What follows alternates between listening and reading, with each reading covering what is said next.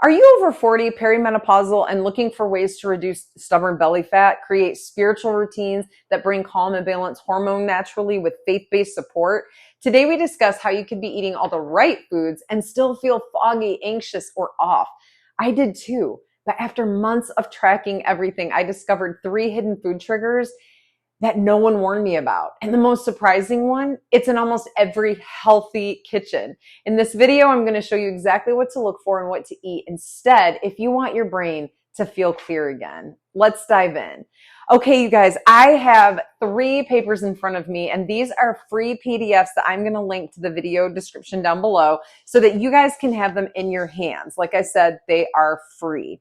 The first one I want to talk about are misleading labels. You guys, these misleading labels, they come under the guise of healthy packaging that tricks the brain, slowing ingredients, what to avoid and what to trust. Like, how do we know what to avoid and what to trust? So the first thing is what to avoid in healthy labels. Okay, first, we've all seen it. The all natural. Okay, when we read all natural, those are unregulated terms. They may include MSG, maltodextrin, and natural flavors. The truth is we really don't know what is in the natural flavors. So here you think that you're eating something healthy, but really you're getting all this extra stuff in there under the guise of natural flavors. So just be careful with that and just be informed. The next is sugar-free and no added sugar. You guys, did I ever fall into that one? Through the 90s, through the 2000s. I mean, come on, it's the sugar-free. Often these include disrupting artificial sweeteners like aspartame or sucralose. So these are all hidden ingredients that come in the label healthy. And you guys, our cupboards are full of them. Our pantries are full of them. We think we're doing the right thing, but really there's these hidden ingredients that we can barely pronounce that are really disturbing our brain and increasing inflammation and brain fog. I'm not going to go through all of these because I think that you'll be able to read them all, but low fat and fat free, that's another one that I want to highlight. I also fell into that, and it's often loaded with sugar or chemical thickeners instead of healthy fats. Again, it's kind of maddening because we think we're doing the right thing for ourselves. We're trying to be healthy. We're trying to do the right thing for our body. We just crave healthiness. And we're led to these labels and we believe them because aren't they FDA regulated? Aren't they regulated by, other trusted, whatever their letters are? The truth is, you guys, we got to do our own research and do deep dives for ourselves and really understand and learn what those labels mean. So low fat free, loaded with sugar a lot of times, or chemical thickeners and stuff like that. Okay, moving on to labels that you can trust. Okay, so things like 100% grass-fed or pasture raised. Those are cleaner, healthier meats and fats because we know that if they're 100% grass-fed, okay, they can't put 100% unless it's 100%, in my opinion, for what that's worth, okay?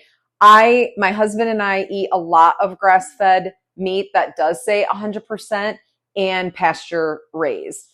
Now, you're not totally going to get rid of 100% of all that stuff, but if it's saying it's 100%, in my opinion, it's pretty darn close. Again, it's just my opinion. I'm not a doctor. I am not a nutritionist. This is just my passion. I have just done the deep dive and the research, and I've tried to educate myself and through personal experience. And so these are the things that I eat. Another one that you can trust is no seed oils because this helps reduce inflammation. Look for no canola, soy, or corn oils. So those are no-nos. Those are very bad for us. They really cause inflammation. They cause horrible things to happen to our brain, like brain fog, fatigue, things like that. Be careful or what you can trust is unsweetened and no fake sugars. So check labels for hidden sugar alcohol. So just be careful, be informed. This video is about information for you, okay? Pantry cleanup checklist. I would toss anything with natural flavorings. Say goodbye to canola, soybean, or corn oils and ditch the low-fat dressings. I know, you guys. You know what? I started doing extra virgin olive oil from one source, and I'll explain that in another video if you'd like me to, or further in this video. And vinegar and olive oil, that's my dressing. Or sometimes I just don't even use dressing. For the last 30 days, I've actually been doing carnivore. And so I'm not even eating salads right now, which actually has done really well for my gut health, by the way. Okay, next thing, seed oils, common oils that fuel brain, inflammation. Okay, so number 2, seed oils. Seed oils are common oils that fuel brain, inflammation, and here are some better swaps to cook with and buy. So seed oils, we just talked about it. So canola oil, that's terrible for you. They're found in salad dressings, healthy snacks, protein bars. Why do you avoid them? Because they're heavily refined and easily oxidized. Oh, terrible, terrible, terrible. Okay, so soybean oils, corn oil, sunflower oil, cottonseed oil. Cottonseed oil are found in snack cakes, peanut butter, shortening. And why to avoid them? They're contaminated with pesticide residues. So once we have the information and we know what's going on, we're more informed, you guys. So this is about information. This is about just informing you as to why you have brain fog and fatigue and you're tired and possibly moody. Okay, why are these oils hurting your brain? They promote chronic low-grade inflammation and brain fog. I just went over that. They disrupt healthy cell membrane needed for clear thinking. And they damage gut health, which affects mood and cognition, and reduces effectiveness of omega-3s, which are key focus for memory. Let's talk about some alternatives because we need hope here, right? Like, what are some of our alternatives? So I went over the extra virgin olive oil. Those are best for cold dressings and drizzlings. Avocado oil is great for high heat cooking. Coconut oil is good for baking and sauteing. I love coconut oil. It adds a good subtle flavor to your food. Grass-fed butter or ghee, ideal for high heat and flavor. Beef tallow and lard, carnivore friendly and stable for frying.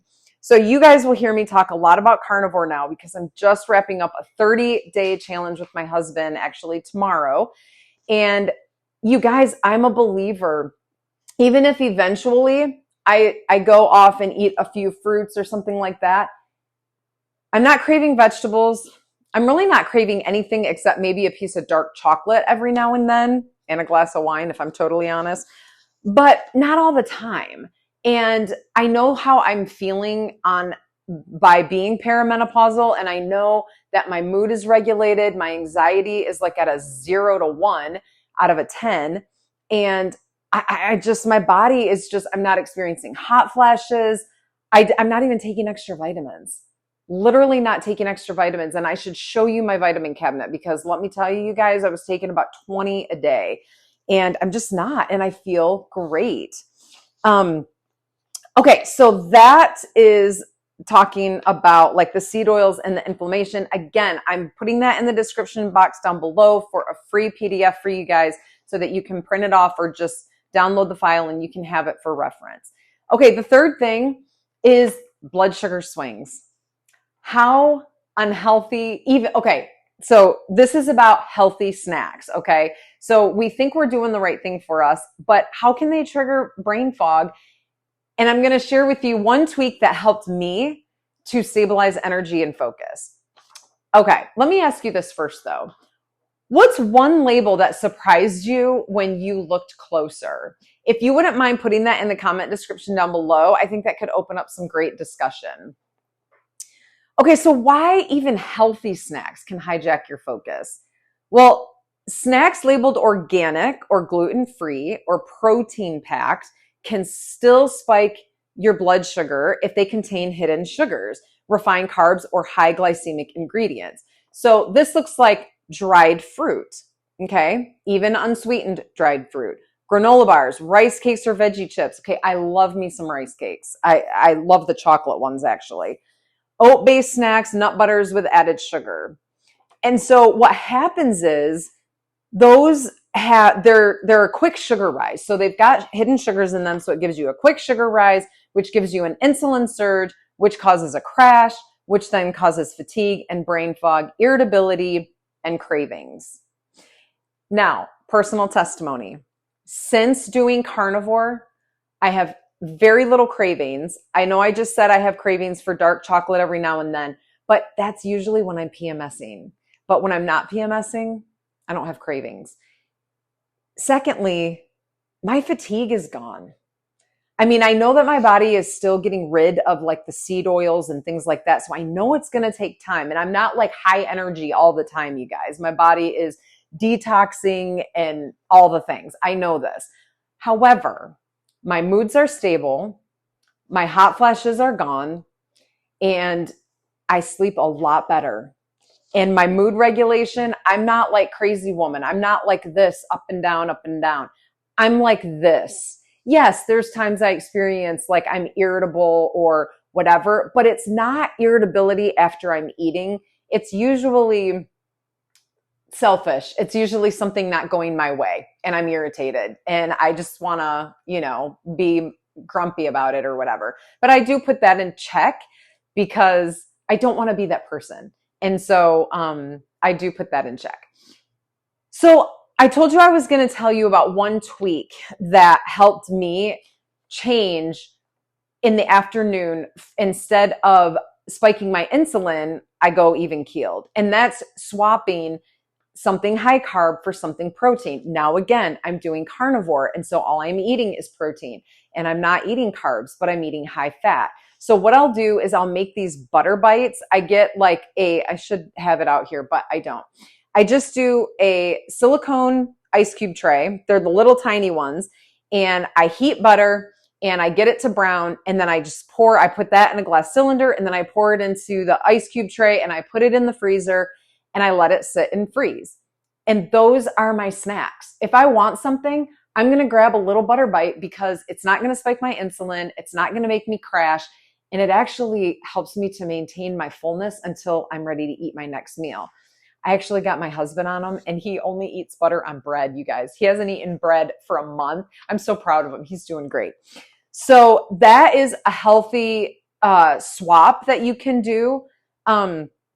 It works because protein helps stabilize blood sugar over time.